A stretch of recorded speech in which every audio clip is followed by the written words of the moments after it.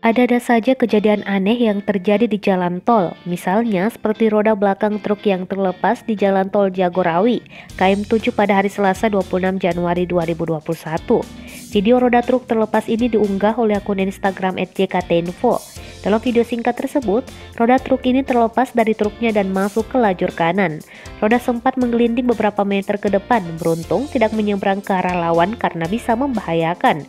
Kejadian roda terlepas ini nampaknya kerap terjadi di jalan tol. Belum lama ini juga sempat terjadi pada roda belakang bus yang terlepas di jalan tol Kebonjeruk. Lalu, sebagai pengguna tol, apakah bisa menghindari roda tersebut? Founder and Training Director Jakarta Defensive Driving Consulting, Jusri Pulubuhu mengatakan ada bahaya yang bisa diantisipasi dan tidak bisa diantisipasi.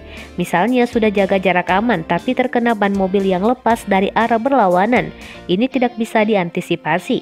Jusri menjelaskan memelihara jarak aman ini linear dengan waktu persepsi manusia dan waktu reaksi mekanikal. Artinya ketika melihat kejadian tidak terduga, butuh beberapa detik untuk melakukan manuver yang aman sehingga terhindar dari celaka.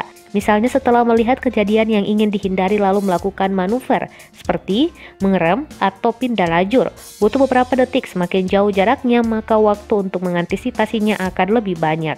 Artinya, dari mengerti apa yang dilihat adalah jika terlalu mepet dengan mobil di depan seharusnya sudah mengerti, bisa kurangi kecepatan atau menyalipnya. Begitu juga jika dibuntuti dari belakang, bisa membiarkannya lewat atau tancap gas.